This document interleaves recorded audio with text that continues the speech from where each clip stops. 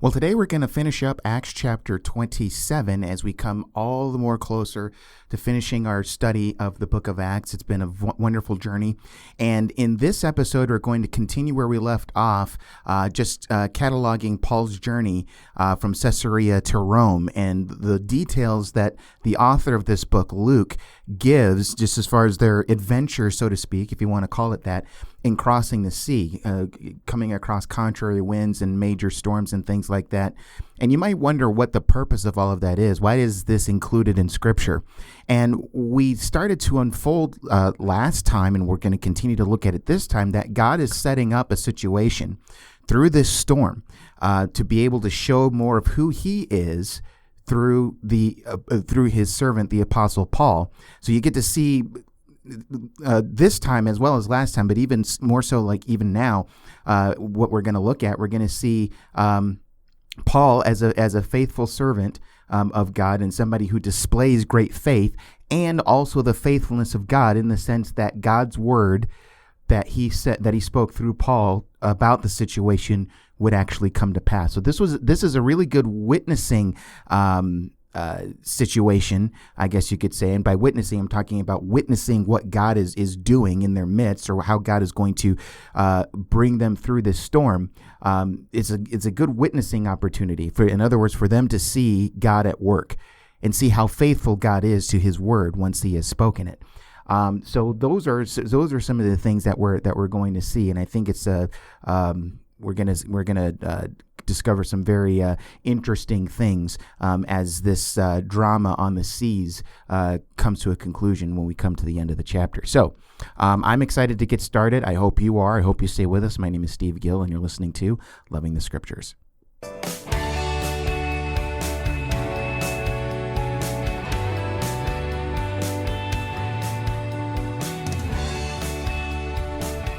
Well, as I mentioned just a few seconds ago, and obviously, if you know about the book of Acts and how long the book of Acts is, you know that if we're going to be finishing up chapter 27, you know that we are very, very close to the end of that book, and it's been a great journey.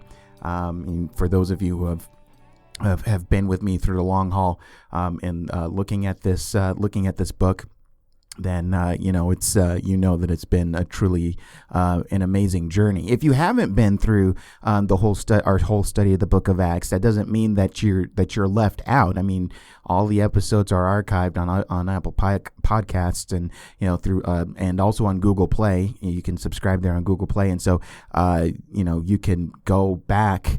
However many episodes, it's a lot of episodes, and start from the beginning if you want to do that. That's certainly an option that you have. Whatever you decide to do, though, my hope is that in every message that is given in each episode, that it touches lives and it touches hearts in some way. And so I hope that that's been true in all the time that we've gone through the book of Acts. But anyway, just me mentioning just us coming near the end of the book of Acts, I wanted to mention something before we get started in our text. Week before last, I had the opportunity and the privilege to attend the Xenos Summer Institute. It's a church conference that they hold at Xenos Christian Fellowship every year. That's in Columbus, Ohio. So they have it every year, and they've been doing it for a while. I don't know how many years that they've actually been doing that, but it's they've been doing it for a while. And this summer was the first year that I went. I went with a group of people, actually friends of mine from where I'm originally from in Kansas. So we traveled over together. And it was a very good conference, and a lot of content and a lot of information. I kind of got worn down kind of near the end of the week, and just figuring, man, instead of going to the last breakout session, I think I just need some time by myself just to read, reflect, process, and that sort of thing. But it was good stuff, and there was a lot of good things that were presented there.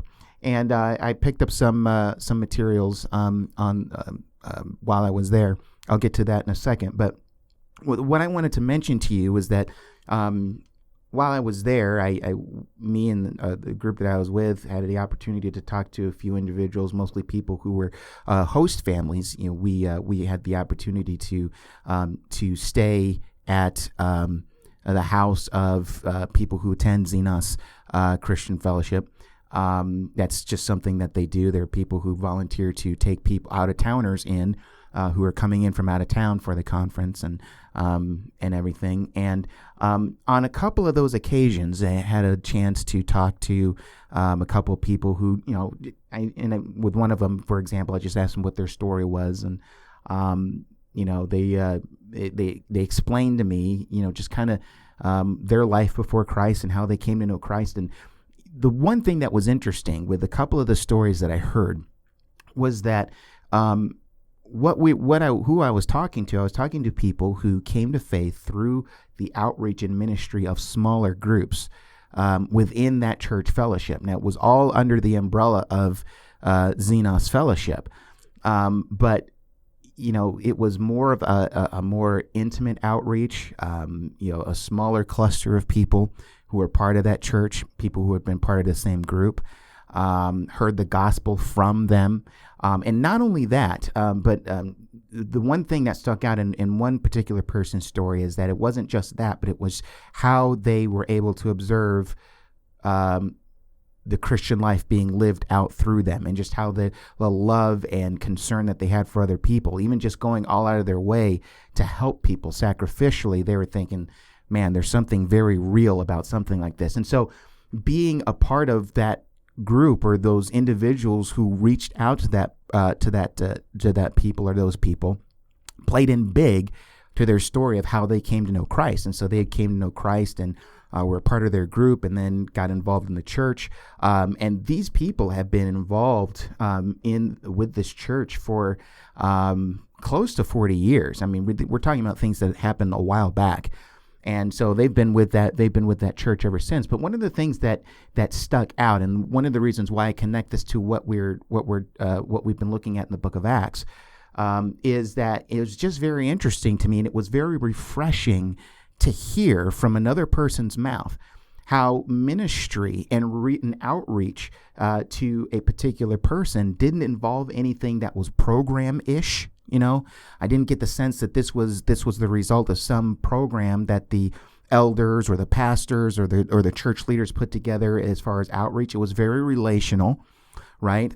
It was something where people had the opportunity to see the Christian life lived out in the flesh. It was just amazing where there was relationships that were going on, where through that relationship and through the ministry of those smaller groups, where you have people coming to know the Lord. So it wasn't a matter of, hey, if you want to lead somebody to Christ, bringing over to this church so that the pastor can convert them, because the pastor is the pastor, and he is more equipped to bring people to Christ. That's not what happened at all in any of those situations, those few stories that I heard. And I bring that up just to reinforce the fact of things that I've been saying throughout the study of Acts, more so in the earlier side of our study of the book of Acts when we've been going through this, is that the ministry of the gospel can and does happen through ordinary people, okay? The stories of conversions that I heard from the people that told me their stories, they didn't come to Christ because of some Christian program that was run by the church, that was run by, the pastor, or that they came and they heard the pastor speak and they came to know the Lord. Although if that happened, there's nothing wrong with that. But all I'm saying is that the ministry that happened and the conversions that followed happened. Of course, God was in the midst of it, and all was in the power of the Holy Spirit. But it was through ordinary people, God using ordinary people. So I'm bringing this up again, and those of you who have been longtime listeners might be rolling your eyes and saying, "Oh no, not again! The whole ordinary people thing." Look, you can be sick about it. You can be sick of it. I really don't give a flip. Okay, I want to drill this in your heads, and I want to repeat it so it can be drilled in my own head as well. I mean, this is a message that I love to hear all the time too. And it was just refreshing to be able to hear that from the testimony of other people. Now, that wasn't the point of their story. It's just observations internally that I was making as they were telling their story.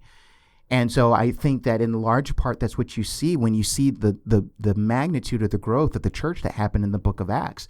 I mean, go back to our previous episodes, even before the Apostle Paul became a prominent figure in the story, and you'll hear about it, and I'll point it out how, most likely what you're seeing with the growth of the church is that ordinary people doing ministry in the name of the Lord, in the power of the Holy Spirit, doing the Lord's work and seeing the increase. Ordinary people, okay? I cannot stress that enough. And so that leads me to what I was saying before. I mentioned that I picked up some resources while I was there and bought books that they had on sale there that I thought would be pretty interesting. And one of them was written by the lead pastor of Xenos. His name is Dennis McCallum, and the title of the book that I'm referring to here is "Members One of Another: How to Build a Biblical Ethos into Your Church." And so I haven't finished this. I kind of struggle to think, should I give my thumbs up even when I haven't finished the book yet, or not? But I'll just go ahead and tell you, just as far as where I am right now in the book, which I'm 100 pages in. It's let's see, how long is this book actually? It's close to 300 pages. It is 300 pages actually. On the dot, the last page before the appendix, actually, if you leave out the appendix, is 300 pages. But very readable though, and it's a little bit larger print, so it's not like it's a thick book or anything like that. But I'm 100 pages into this, and this guy, Dennis McCallum, is singing my tune here.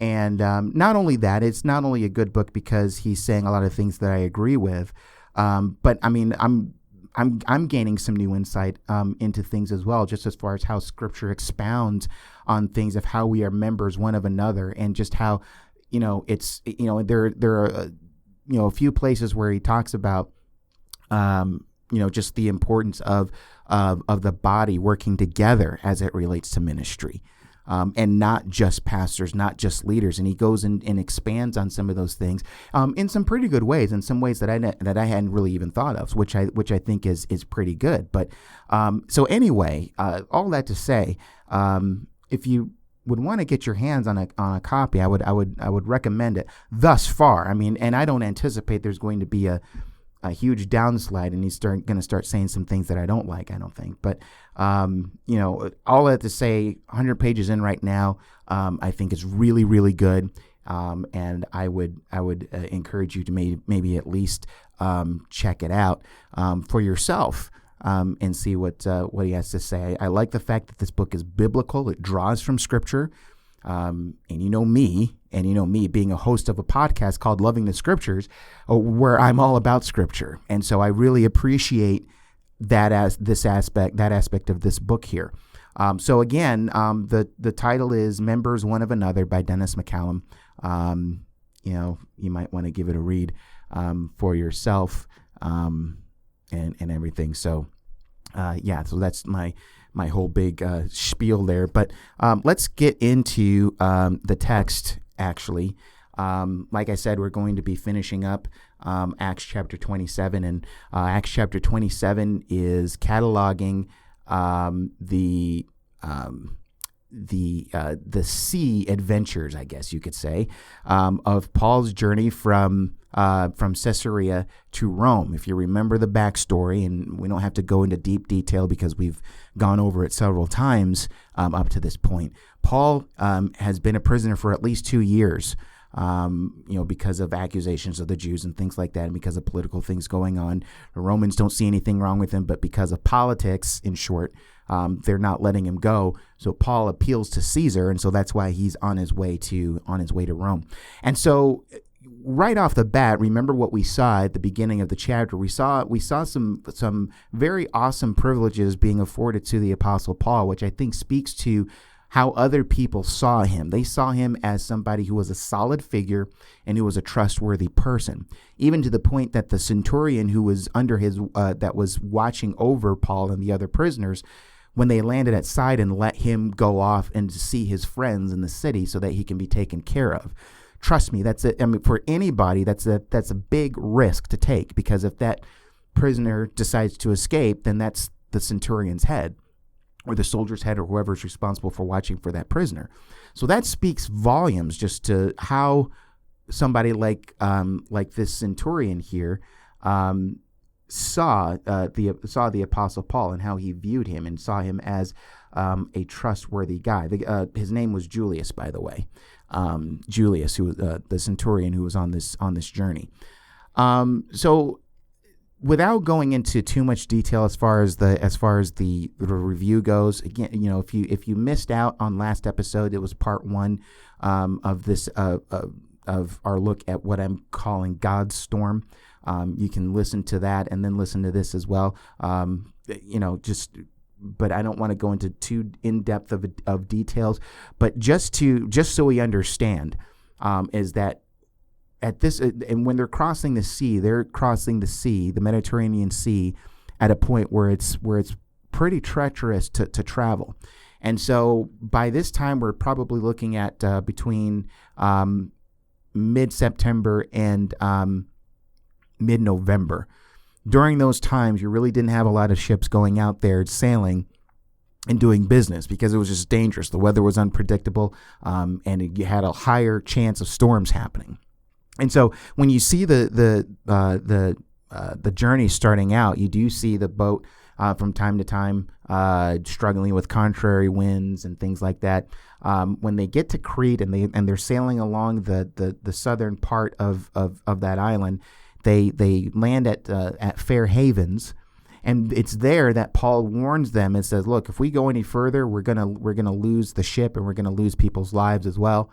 Centurion, leans his ear more towards the crew and everybody else on the ship, because it says the majority of the people on the ship thought it would be more advantageous to move on, because apparently Fair Havens didn't have a good harbor to winter in. They thought that maybe they could go the extra 40 miles to Phoenix, which is further west, and so they decided to give it a go.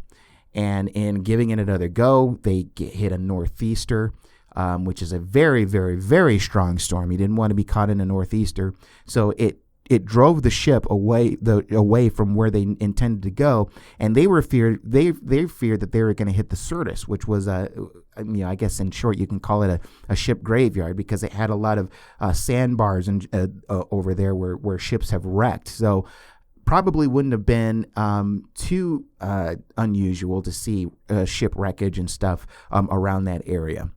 But they end up further northwest as they're traveling. Now, as all of this is going on, I mean, they have to go through a whole thing of hoisting the ship's boat up onto the ship, because they're afraid that the storm is going to destroy that boat.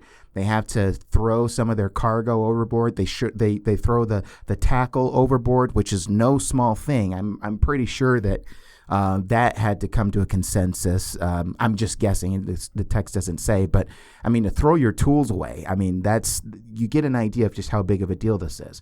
What they decide to throw overboard to lighten the ship, and so they're throwing all this stuff overboard. And in verse 20, it's interesting. It says, "When neither sun nor stars appeared for many days, and no small tempest lay on us, all hope of our being saved was at last abandoned." So here we have the situation. All hope is lost for people on board this ship.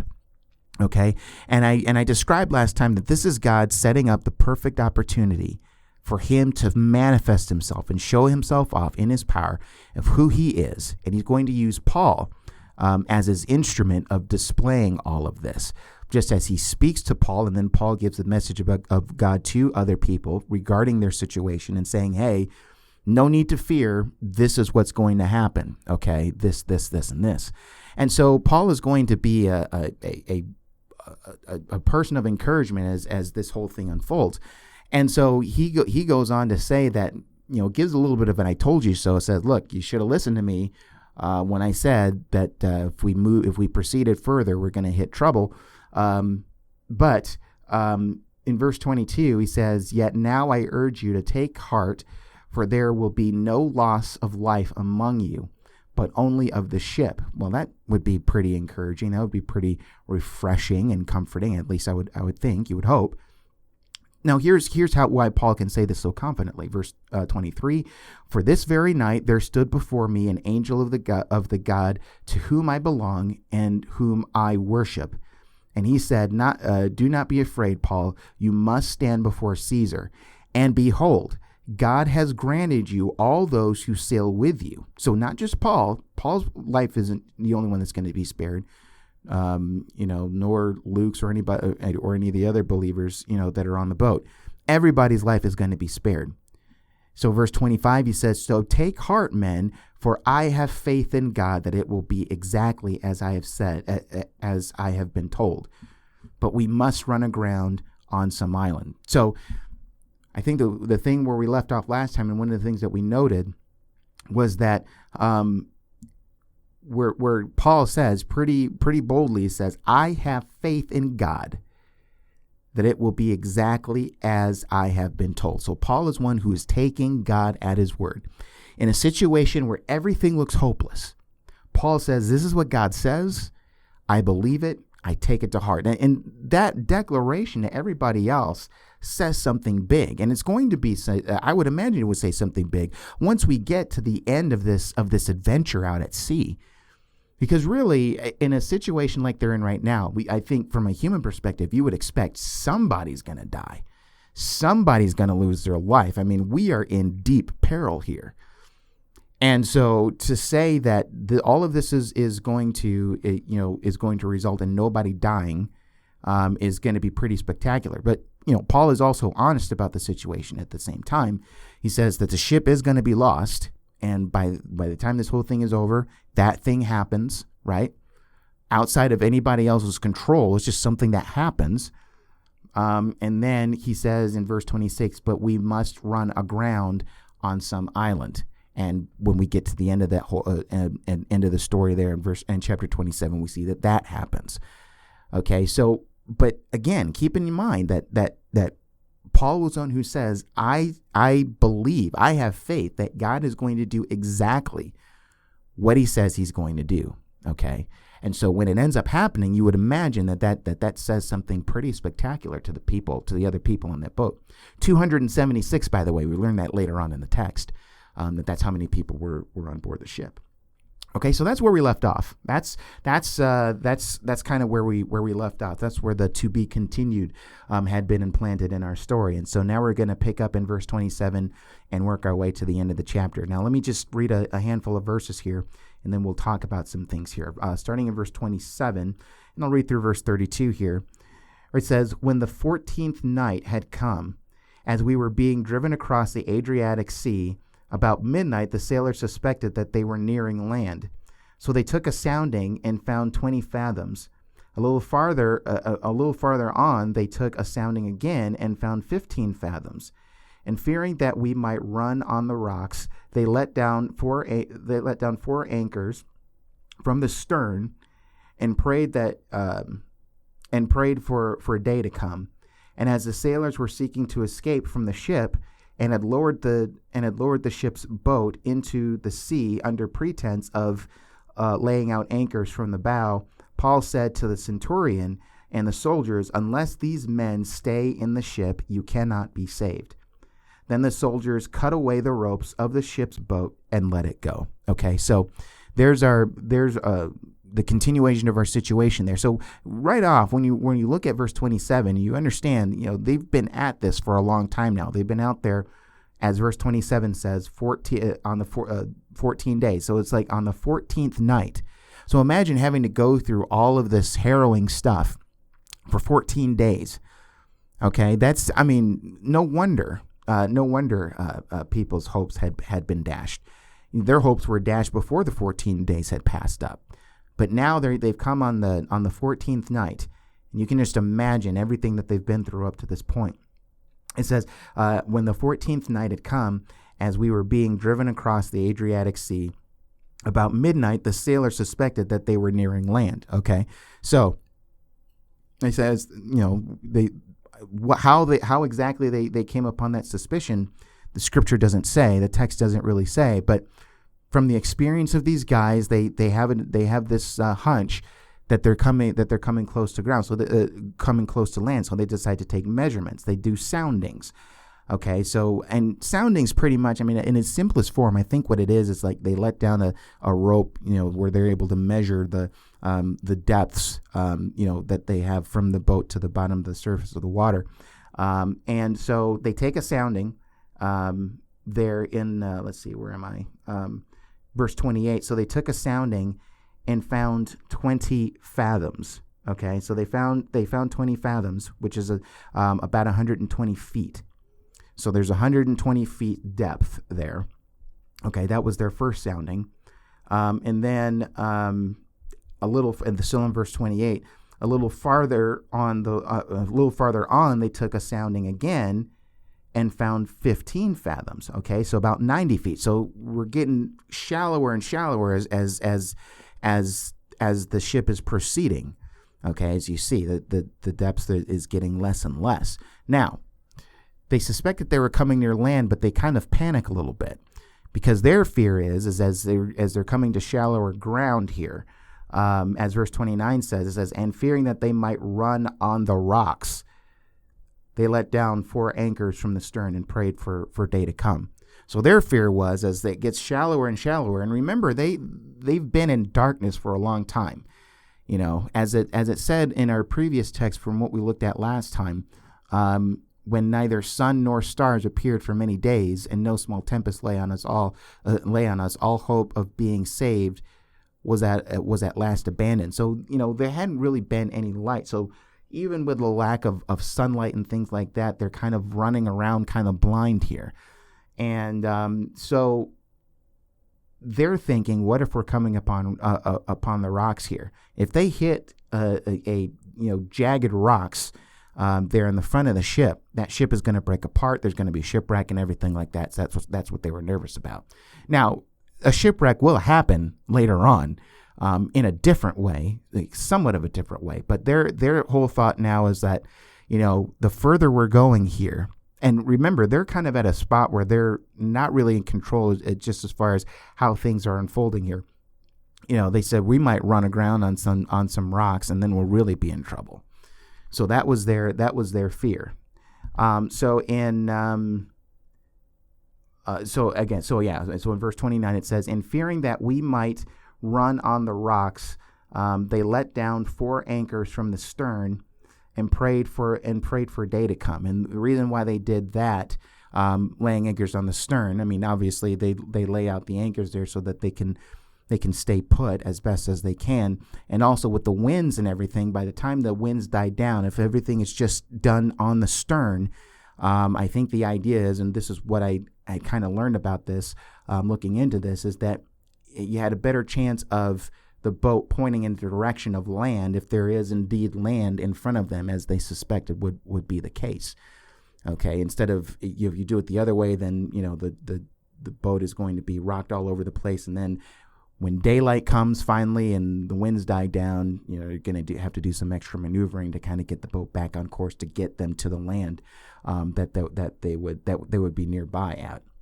So that was the idea. So they lay down anchors at the stern, and they prayed for day to come. Because remember, again, there hasn't been any sunlight or any stars or anything for a long time. So that's what they're praying for. They need to see something. I mean, again, all of this is these things that are being done is being done pretty blindly, and you can imagine that it's a pretty frightening thing. So with all of these things put together, very frightening scene, and so they're just saying, "Please let day come." Now it says they prayed for day to come. I don't think that necessarily means that they were praying to God that daylight would come, and I think that's what they're saying, that pray that day would come. I mean, day hours would come, whether they prayed about it or not. But I think the idea is they're praying for daylight because they hadn't seen daylight in a long time, and but I mean, whoever gods that they pray to, I mean, I don't think we're dealing with people who are instantly converted. Maybe you had some people, I mean, who knows, who maybe you've heard Paul and maybe were found him credible. I don't know. I'm more inclined to think though that if there's any sort of structured prayer, people are praying to the God that they're most familiar with, and not necessarily the God of the Bible, Yahweh. But this gives you an understanding, a clue of just how panicked they were in this sort of situation. And I think the one thing to keep in mind is that we can look at this as God bringing all of this about, again with the intention in mind of displaying Himself to these people in a very magnificent way. So in a greater sense, you can call this God's storm, because God orchestrated all of this and put all of this together. Okay, this is all His doing. And so what we see, by the time everything is all said and done, we see things that are pretty incredible, just as far as everything coming to pass. Okay, but I don't want to get too ahead of myself as far as that goes. But it says,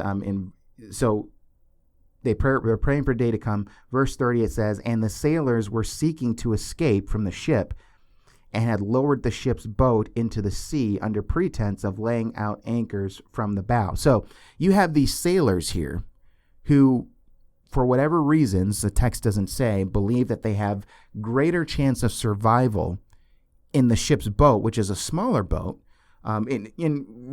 Remember what the ship's boat was. We said it was a boat that had other supplies and stuff in it and could be used kind of as an escape boat if you needed it or something like that. And out of fear of that being destroyed, they had to hoist that boat up onto the ship, okay, at the bow. Okay, so, and that's no small feat either. I'm pretty sure all hands were on deck when that whole thing was being done. But you had some sailors who apparently felt that they had a better chance of survival if they escaped the ship and went on the ship's boat. So they're saying they're ones who are coming up with this story, and I don't know how many of these people were in on this, but you had these sailors here who are looking to escape, and so they must have thought that they were going to be doomed if they stayed on the ship.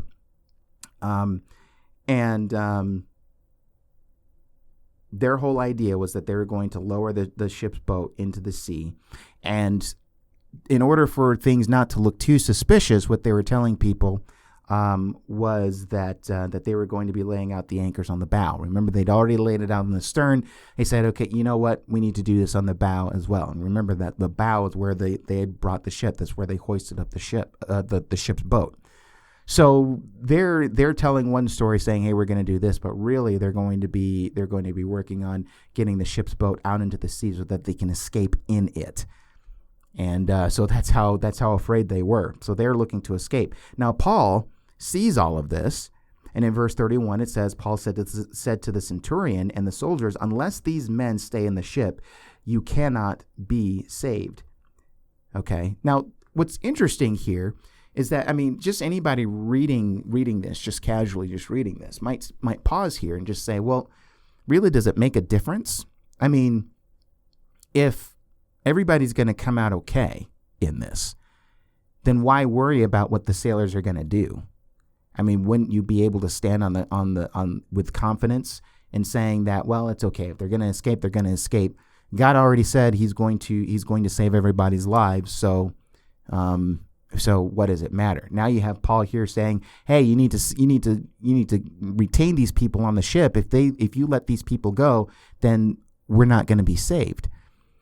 From an outsider human perspective, that might seem a little bit contradictory. In a way, it seems like the whole tension between what you see with election and free will, and just some of the arguments that you have going on there. I'm not saying that this is exactly like this, but I'm just kind of using the concept to kind of make the point here. Just kind of like with election, some people might be tempted to say, or maybe objectors who are like on the Arminianist side will say, well, if you are a Calvinist or if you believe in election, then why evangelize? Because at the end of the day, those that God has chosen, aren't they going to become saved one way or another anyway? So really, you don't need to evangelize. Isn't that true? That whole sort of thing. Kind of the concept, maybe in some sense here. If God has already decreed that everybody's going to be saved and the ship is going to be destroyed, then why this whole thing all of a sudden where, Paul is saying, hey, you need to retain these people. If you don't, then we're all doomed. The answer, I would say, is in the same vein as what you would say if you're having a discussion about election and Calvinism and Arminianism, is that God has not only declared the ends, but he's also declared the means as well. So Paul, in whatever discernment that God has given him, is telling him that they need these people in order for God's purposes of saving everybody's lives to be in effect. Now, make no mistake, God's hand is totally in the midst of all of this, and it's all totally under his control. So I don't want to give the impression that with this concern now, these sailors trying to escape, that somehow God is at the mercy of these people to stay on board the ship. God's sovereign hand is in the midst of all of this. And the reason why I can say that with confidence is that in large part because of what you see following here in verse 32, where it says, then the sailors cut away the ropes of the ship's boat and let it go. Now, before, when everything had been happening, and even before when they were at Fair Havens, and Paul had said, listen, we need to stay here, and if not, if you guys go, we need to stay here, and if you go forward, we're going to be in big trouble. And they decided not to listen to Paul, and they listened to the sailors and the crew and everybody else, and they ended up being in a big pickle, the pickle that they're in right now. Now Paul speaks up and says, you need to save these people. You need to prevent those people from escaping. If they escape, we won't be saved. Now, the soldiers are fully on board with what Paul is saying here. And so there doesn't seem to be any sort of argument, any sort of disagreement. They seem to be very ready to listen to Paul at this point and do what he says, and to eliminate any more temptation for something like this to happen again. The soldiers cut away the ropes of the ship's boat and let it go. So there's no ship's boat anymore. It's gone. It's out there in the middle of the sea, unreachable, and everything like that. And all of this works back to the credibility, I think, that God has allowed Paul to work up for himself to get him at a point like this.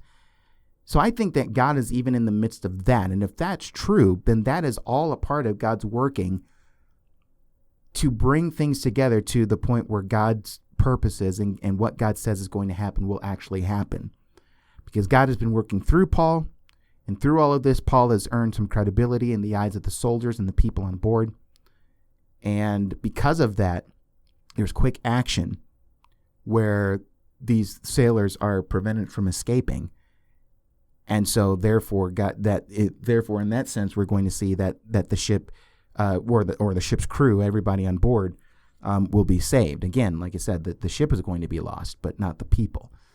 So even there, if you look at it along those lines and just seeing how God has been working in and through Paul, and how God's character and how God's strength has been displayed through Paul up to this point, that plays in just as much to this whole saga, this whole story, and God unfolding things based on his sovereignty and saving everybody's lives. So we're not dealing with a situation where God is at the mercy of these people to stay on board.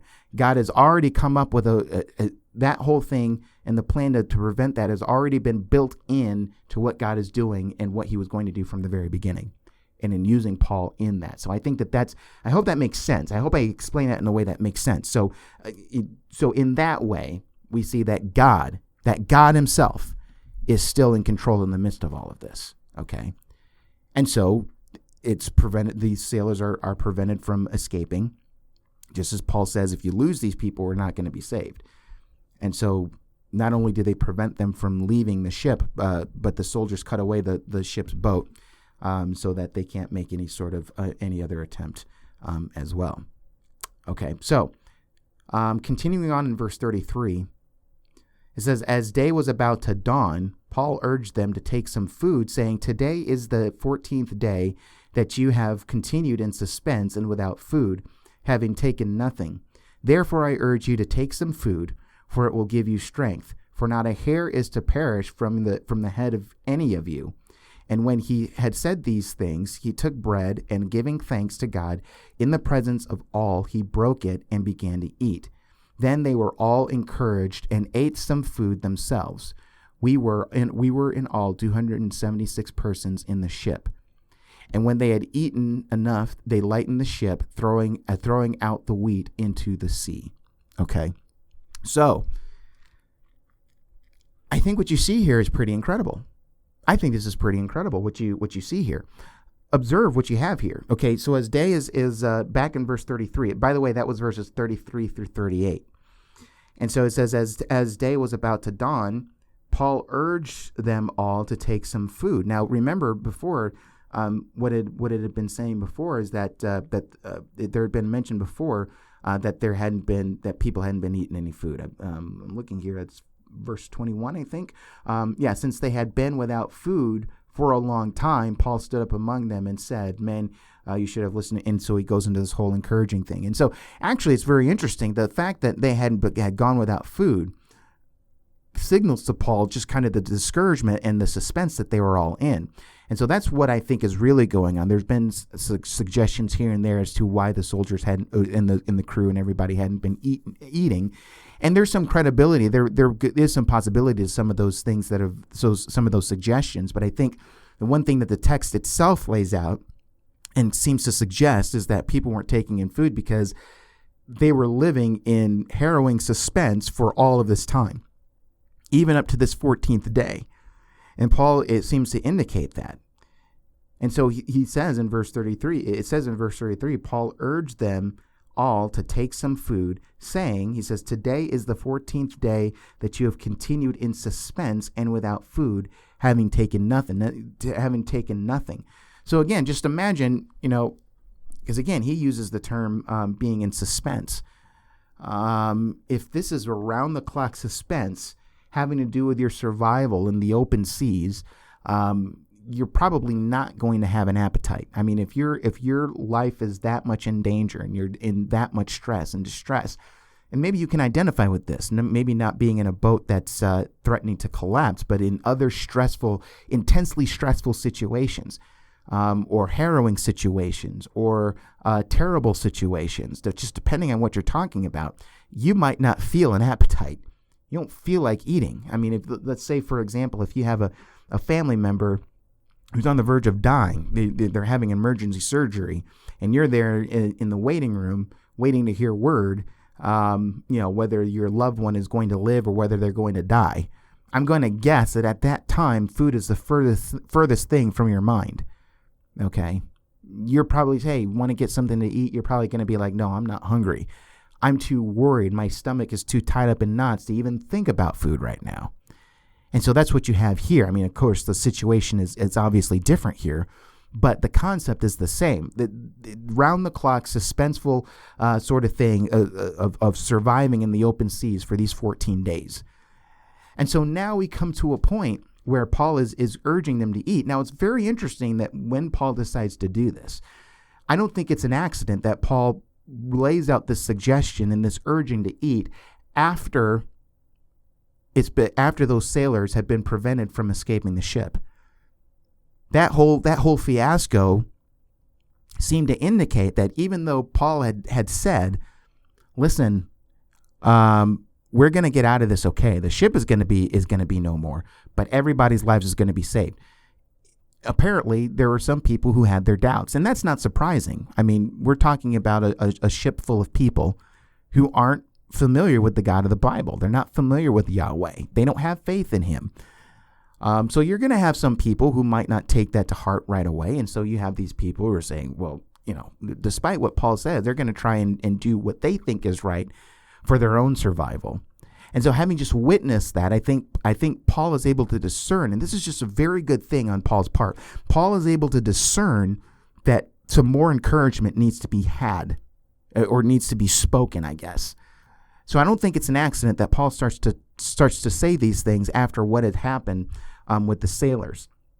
So he says, and still in verse 33, he says, today is the 14th day that you have continued in suspense and without food, having taken nothing. Therefore, I urge you to take some food. You got to imagine, 14 days without food. I know that during the harrowing times, you're not thinking about food. You might not be hungry, but that doesn't mean it doesn't have any sort of effect on your body. Of course, it's going to have effect on your body, and people are going to be weaker and doing all kinds of heavy lifting and things like that to kind of keep everything afloat. You would imagine it has quite an effect on you. Even as I'm doing this podcast right now, I'm kind of hungry. Certainly not as hungry as these guys might be. But my body is kind of screaming for food right now. I should have had something before I came in here. But just imagine 14 days without food. But he's saying in verse 34, therefore I urge you to take some food. Why? For it will give you strength. Okay, so you can't do your job effectively if you're weak in doing it. You need to build up your strength. You need to eat food. And so here's the bigger thing again, because and this gives us an understanding that it was out of worry that people weren't eating. Paul goes on to say, "For not a hair is to perish from the head of any of you." And the whole thing of a hair perishing, that's common language. I mean, you even read that in certain parts of the Old Testament, which is to convey that that somebody's going to be kept safely, or God is going to keep somebody safely. Not a hair of your head will fall to the ground is another way that that somebody might put it. You see that in places like 2 Samuel. I don't have the exact address in that, but you see reference to that there. Not a hair of your head will perish. It's saying that you will be kept safe. You will not die. That's just another way of saying that. So he's saying as long as that whole thing is true, if you take that as fact, there's no need to be in suspense anymore. And therefore, feel free to eat. Feel free to eat like you should, so that your body can gain strength and nourishment. Okay, verse 35. Now here's the thing. When we get into verse 35, this is very interesting what Paul does. Paul, we look at Paul and we think that Paul was a very good servant, and then you get the impression that Paul liked to serve other people, which I don't think that's too far off the mark. And if that is the case, one thing that we might have guessed that Paul might do, following what he says, is to take food and start passing it out and saying, "Here, I insist, eat," and just going around to everybody with food. "Here, go, eat. I insist." But Paul doesn't do that. Paul takes the lead on this, which is interesting because I think he's using himself as an example of somebody who's at ease with the situation now. And we see somebody who is so confident that their lives are going to be saved. Everybody's looking at Paul, and all these other people haven't been able to eat because they've been in such suspense, and they're looking at this guy just calmly taking some food and eating. Just as we see here in verse 35, it says, "And when he had said these things, he took bread, and giving thanks to God in the presence of all, he broke it and began to eat." So Paul had no problem with eating, and Paul's there sitting there, and he's like chomping down, and he's eating pretty confidently. And he's saying, I'm not worried. We're going to get out of this whole thing, And because of the credibility that Paul has kind of had built up for him up to this point, which I think God is in the midst of all of that too. You see how this is all starting to work in the minds and the hearts of everybody else who's on board. So there's Paul chowing down, taking the lead as an example. And as a boost, I guess I would say, to have other people follow suit. And it works. It works. Because you read there in verse 36, it said, notice how it's phrased here, how Luke phrases this here. It says, "Then they all were encouraged and ate some food themselves." It didn't just say they just ate some food themselves. It says, "Then they were all encouraged and ate some food themselves." So here you have Paul reiterating here. So again, we're being exposed again to the solid faith of Paul, who is confident that what God says is actually going to take place, that is actually going to happen. And Paul is so much, his faith is so grounded in the situation and what is laying forth, that he says, "I urge you to eat." And, he sits down and he's going to eat, and everybody's looking at him, and just what is being displayed from him and the confidence that he has in his God, I think truly spoke to these people. And so therefore they were encouraged. I mean, whatever weight had been laying on them, even after the first encouragement that Paul tried to give, which not everybody received because some of them tried to escape. Even now, you're now beginning to see the weight that's kind of lifted off of them, and there's just true, genuine, authentic encouragement there. And Paul is the one who took the lead in that. And I think that should say something to us pretty significant, because if we are people today, as Christians, who declare the word of God, but yet we live in such a way where we live in fear all the time, and we're afraid God's not going to come through here, God's not going to do this here, God won't do this, or God won't say this, and blah, blah, blah, blah, blah. And we display that kind of behavior before a watching world. You know, listen, I say watching world, I don't say that lightly. If people know that you're a believer, they will watch you. They will keep an eye on you. Trust me, they will. And what is it going to look like? What is your testimony about your faith in God going to say to them if you live a life of fear and you're one who doesn't really take God at his word? Listen, there have been areas in my life where I've really been convicted about that. And I want my testimony to be so grounded in faith that I have to go before the Lord and say, Lord, what's wrong with me? I need your strength.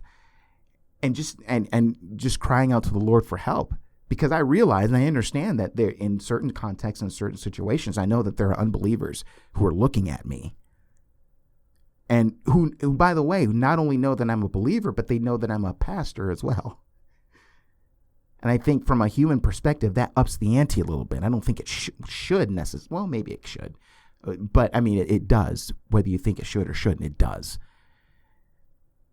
So I think we need to be mindful of something like that, and looking at something like this and seeing what Paul does in displaying his faith, not just saying that he has faith, not just saying that he believes that God will do what he says he's going to do, but displaying that faith. And even in that display, in the midst of that display, he gives thanks to God in the presence of all of them before he starts eating. And again, I think that says something. And all of that working together and just seeing the solid faith of Paul, the credibility that God has been able to build up for Paul up to this point, leading up to this point, you finally have this situation where everybody takes heart, they're encouraged, and they start to eat. And you just see how many people this affected. Verse 37 says, we were in all 276 persons in the ship. That's a pretty big thing. I mean, just as far as testimony goes. And I would imagine that parenthetical note is put there so that you can understand just how many people were affected by this one man, Paul. Maybe you had people like Luke, because you remember he would be on board, because this is part of the we passages, the us areas as well. And maybe even Aristarchus, we've learned from at the beginning of chapter 27 that he's on board as well. Not to say that they're excluded from this. They were probably displaying the same things that Paul was, I'd imagine. Maybe. That's just a guess, but I'm pretty confident of that. This one man, the effect that all of this has on 276 people who now feel that they're in a position where they can eat because they are encouraged. Okay. And so then in verse 38, it says, when they had eaten enough, they lightened the ship, throwing out the wheat into the sea. I think that's just interesting there. The thing I think to take note of is that they were throwing not just anything out into the sea, but they were throwing the wheat out into the sea. They had their fill. They know they need to offload some other things, and so they throw the wheat out. The wheat of all things. Why? Because, well, they know that they're close to land. They know that they're going to be saved, right?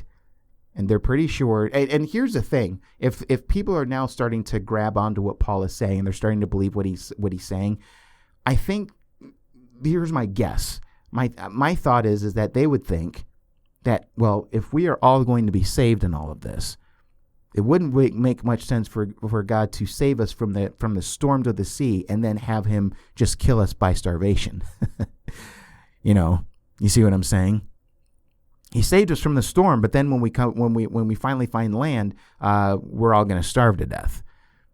And that doesn't work in the human mind. And so I think that with the encouragement that they receive, plus you kind of get the sense that they're starting to come through on this whole thing of everything is going to be okay. Everything's going to be okay. And so they feel confident that they can throw the wheat overboard and still be in a good spot. But now the shipwreck comes. Remember what Paul said. Paul said that all of your lives are going to be saved, but the ship is going to be lost. And verse 39 and following shows how that happens. So when you look at verse 39 to the end of the chapter, this is what you have here. It says, now when it was day, they did not recognize the land, but they noticed a bay with a beach on which they planned, if possible, to run the ship ashore. So they cast off the anchors and left them in the sea, at the same time loosening the ropes that tied the rudders. Then hoisting the foresail to the wind, they made for the beach. But striking a reef, they ran the vessel aground. The bow stuck and remained immovable, and the stern was being broken up by the surf. The soldiers' plan was to kill the prisoners lest they should swim away and escape. But the centurion, wishing to save Paul, kept them from carrying out their plan. He ordered those who could swim to jump overboard first and make for the land, and the rest on planks or on pieces of the ship. And so it was that all were brought safely to land. Okay, so and that's how chapter 27 ends. Now, if you go back to verse 39, notice again that that day came. So, which gives you the idea. Now that they're able to see land, they're able to see land now. So you get some daylight here, which they hadn't had for a long time. So that's the impression that you get here. They did not recognize the land at first. Now you'll learn in chapter 28 that they learned that the island was Malta, but they didn't recognize it at first there. And so they are planning to run the ship ashore. That's where they're headed.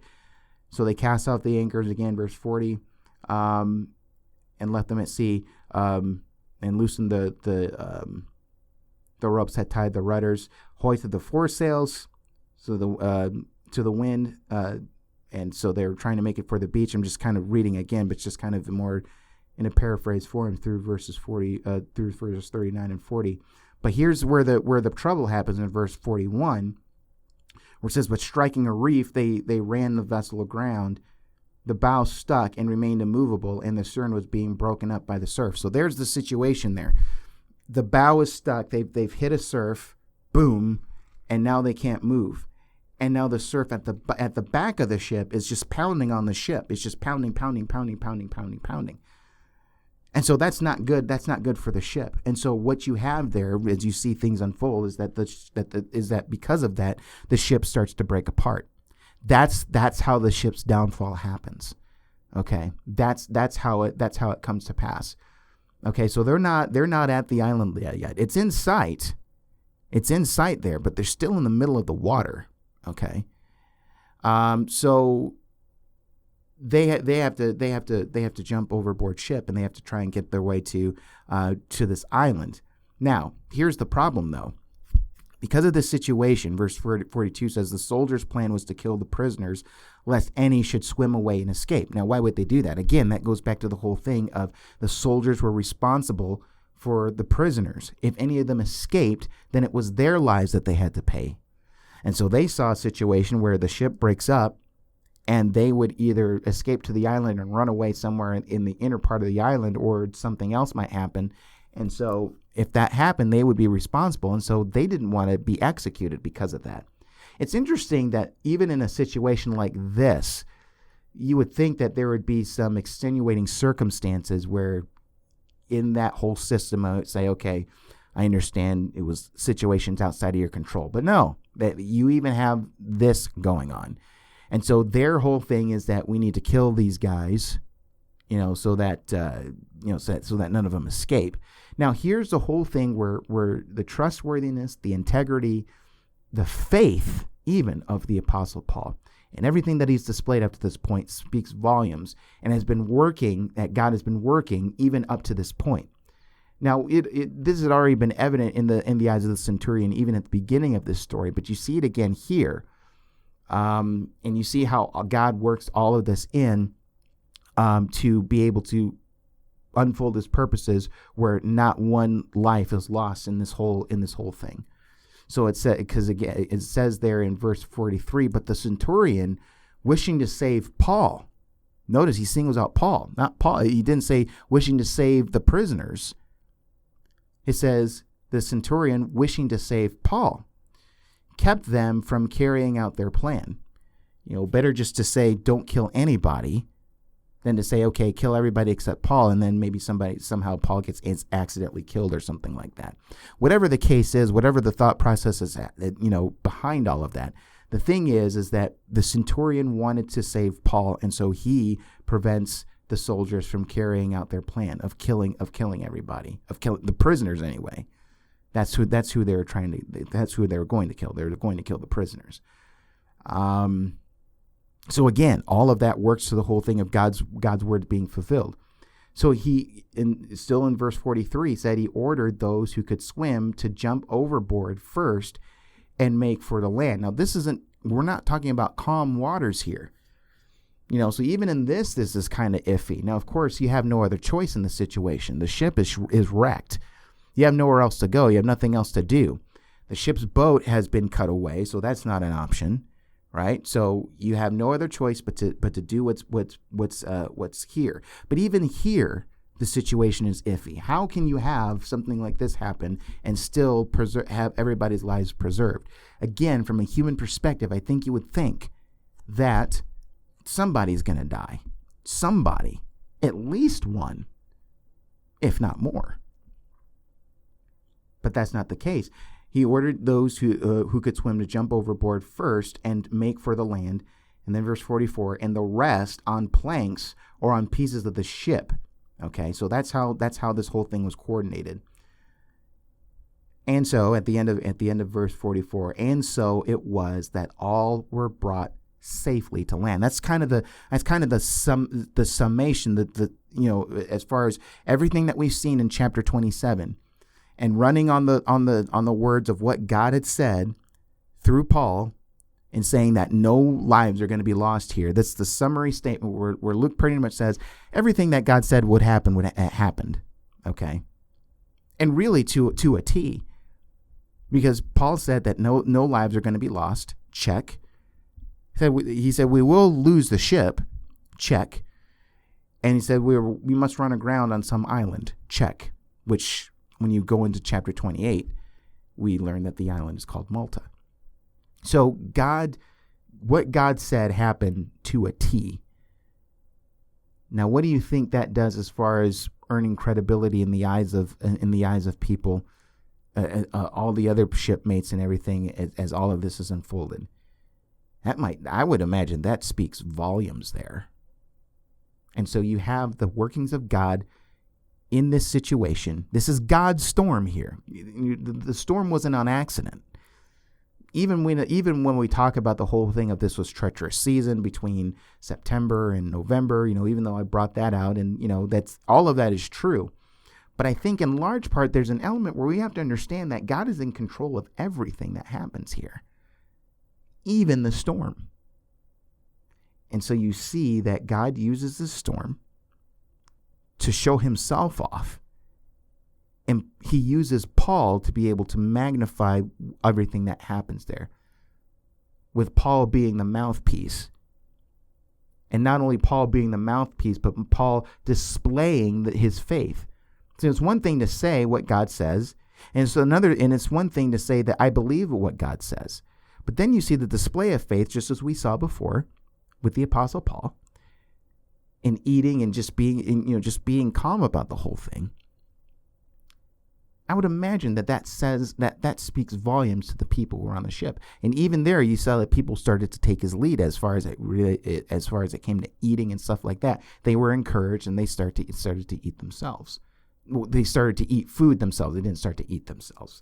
I think you know what I meant. They themselves started to eat food is what I'm meaning to say there. Okay. So meditate on that. Maybe read the text over again this week and just kind of consider how God worked in that. And Paul's display of his strength of faith in the midst of all of that. I truly think that's an amazing display that we've been exposed to, and it's truly something else. And I would leave you with this thought: do we? And I'm not bringing up anything new. I just brought it up a few minutes ago. How is our faith? And you can include even some of the other things, integrity and that sort of thing. How is that displayed before a watching world? So, sometimes we might not even be aware of the fact that God brings situations in our lives to prove himself and to be glorified in and through us. We just need to be people who pay attention. So when the negative things of life, or to the storms of life, if we want to use that, I know we're dealing with an actual storm in the story. And I'm not trying to be cheesy or anything, but even just thinking about the storms of life, how is your faith displayed in the eyes of so many other people? Now we're not done seeing how Paul's testimony, living testimony in front of other people. We're not done seeing that yet. We're going to see more of that in chapter 28 on the island of Malta. Okay, we're going to see that, and we're going to explore that next time. Okay, so we've brought this chapter to a close. Now we've got one more chapter to go. It's going to take at least 2, if not 3, but I'm aiming for 2, where we're going to look at chapter 28 and thus finish our study of the book of Acts. So it should be a good study, I think, just as we bring this study to a close. So we will leave it there. Let what we've talked about sink into your hearts and your minds. Meditate on it, pray over it, and that sort of thing. I would encourage you. If you enjoy this show, and if you haven't done so already, I would encourage you to subscribe to my show on Apple Podcasts, also on Google Play. You can also check out Loving the Scriptures on Twitter, and I would encourage you to follow on Twitter. The handle is @LTScripts. That's LTSCRIPTS, which stands for Loving the Scriptures. Okay, so one more chapter to go. It's going to be a good examination, as always, I'm pretty sure. So I hope you come back for that. I think we'll see some amazing things even in that as we continue to come closer to bringing our study of the book of Acts to a close. My name is Steve Gill, and I hope to see you right back here next time. Bye now.